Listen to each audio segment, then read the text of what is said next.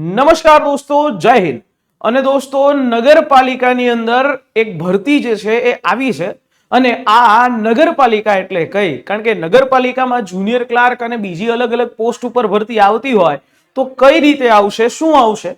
તો સર અહીંયા હિંમતનગર નગરપાલિકા, હિંમતનગરની અંદર જે હિંમતનગર નગરપાલિકા છે એ તાલુકો હિંમતનગર, સાબરકાંઠા જિલ્લાની અંદર આ ભરતીની જાહેરાત થઈ છે. ટોટલ 131 જગ્યાઓ છે. ટોટલ 131 જગ્યાઓ માટે આ ભરતી છે એ જાહેર કરવામાં આવી છે. બરાબર. કઈ કઈ પોસ્ટ હશે? તો કે હિંમતનગરની અંદર આ નગરપાલિકા છે એ વર્ગ 3 સંવર્ગની એટલે કે ક્લાસ 3 ની આ ભરતી જે છે એ કરવામાં આવી રહી છે. જેમાં અલગ અલગ 6 ડિપાર્ટમેન્ટ છે. એ 6 ડિપાર્ટમેન્ટની અંદર આ ભરતી છે એ કરવામાં આવી છે. આ બધી ભરતી છે ને ભાઈ, એ બધી ભરતી જે છે એ કરાર આધારિત છે. બરાબર. કઈ રીતે છે? કરાર આધારિત આ ભરતી એ જાહેર કરવામાં આવી છે. ઓકે. તો અહીંયા જે છે 5 વર્ષ માટે ફિક્સ પગાર ધોરણ ઉપરથી આખી આ ભરતી છે. 5 વર્ષ સુધી તમને ફિક્સ પગાર 26,000 છે એ મળશે. જેમાં સામાન્ય વહીવટી શાખામાં પ્રમુખશ્રીના મદદનીશ કલાકાર મદદનીશ ક્લાર્ક. હવે પ્રમુખશ્રી એટલે કે નગરપાલિકાના પ્રમુખશ્રી, એના માટે મદદનીશ ક્લાર્ક વર્ગ 3, જેને ગ્રેજ્યુએટ હશે, જે વ્યક્તિઓ છે એ ગ્રેજ્યુએટ હશે અને જેમની CCEC ની પરીક્ષા પાસ હશે.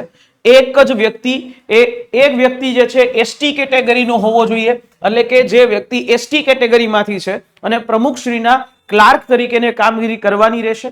એવી જ રીતે રજિસ્ટ્રી ક્લાર્ક વર્ગ 3 ગ્રેજ્યુએટ હોય એ વ્યક્તિ, અને એ ગ્રેજ્યુએટ વ્યક્તિ જે છે એ CCC ની પરીક્ષા પાસ કરેલી હોય તો એમને પણ અહીંયા એ અપ્લાય કરવા મળશે. બરાબર. આની અંદર જે છે પ્રમુખશ્રી બાદ જે આપણે રજિસ્ટ્રી ક્લાર્કમાં જનરલ કેટેગરીનો જ ઉમેદવાર એક એ લેવામાં આવશે. હિસાબી શાખાની અંદર ક્લાર્ક કમ કેશિયર, જે કેશિયર જે છે એ કોમર્સ ગ્રેજ્યુએટ હોવો જોઈએ, બીકોમ કરેલો હોવો જોઈએ, કોમર્સનો ગ્રેજ્યુએશનમાં કરેલું હોવું જોઈએ અને CCC બીકોમ કરેલું હોય પ્લસ CCC જે છે એની પરીક્ષા પાસ કરેલી હોય તો એવો ઉમેદવાર એ અપ્લાય કરી શકે છે. 26,000 રૂપિયા પગાર મળશે અને જનરલ કેટેગરીનો જ એ ઉમેદવાર છે એ સિલેક્ટ કરવામાં આવશે. જનરલ કેટેગરીનો જે ઉમેદવાર છે એ અહીંયા અપ્લાય કરી શકે છે. વેરા શાખાની અંદર વ્યવસાય વેરો શોપ ઇન્સ્પેક્ટર કમ ક્લાર્ક, કે જે લોકો ખાલી ગ્રેજ્યુએટ હોય અને ખાલી ગ્રેજ્યુએટ બરાબર જે લોકોએ સ્નાતક ગ્રેજ્યુએટ જે છે એ પ્લસ CCC ની પરીક્ષા પાસ કરેલી હોય એવો જનરલ કેટેગરીનો ઉમેદવાર લેવામાં આવશે, એ અપ્લાય કરી શકે છે. પછી આરોગ્ય શાખાની અંદર સ્વીપર, બરાબર, સ્વીપર એટલે કે જે ખાલી લખી અથવા તો વાંચી શકે એવા ઉમેદવારો, કે જે જનરલ કેટેગરીના 7 ઉમેદવારો, SC કેટેગરીના 1 ઉમેદવાર, ST કેટેગરીનો 2 ઉમેદવાર, OBC ના 5 ઉમેદવાર અને EWS ના 2 ઉમેદવાર, ટોટલ 17 એવા ઉમેદવારો સ્વીપર એ લેવામાં આવશે. ખાલી લખતા અને વાંચતા આવડે એટલે એ જઈ થઈ શકે છે. ક્લીનર આવે, ક્લીનર વર્ગ 4 અને મુકાદમ વર્ગ 4. ક્લીનરમાં લખી વાંચી શકે એવા અને મુકાદમ ધોરણ 10 પાસ હોય અને 2 વ્હીલર આવડતું હોય એવા ઉમેદવારો અપ્લાય કરી શકે છે. આ જે ક્લીનર અને મુકાદમ એના માટે જનરલ કેટેગરીનો ઉમેદવાર છે એ અહીંયા અપ્લાય કરી શકે છે. ટેકનિકલ શાખાની અંદર સ્ટોર કીપર કમ ક્લાર્ક, ગ્રેજ્યુએશન કમ્પ્લીટ કરેલું હોય અને CCC ની પરીક્ષા પાસ કરેલી હોય એવો ઉમેદવાર અપ્લાય કરી શકે છે. અને આ સ્ટોર કીપર કમ ક્લાર્કની જે જગ્યા છે ખાલી OBC વાળા વિદ્યાર્થીઓ છે, OBC વાળા ઉમેદવારો એના માટે છે અને આની જે એક જ જગ્યા છે. બરાબર. પછી પાણી પુરવઠા અને ગટર વ્યવસ્થા શાખા છે એની અંદર મુકાદમ વર્ગ 4, ધોરણ 10 પાસ એ હોય અને 2 વ્હીલરના જાણકાર હોય તો એને અહીંયા મુકાદમ તરીકે રાખવામાં આવશે.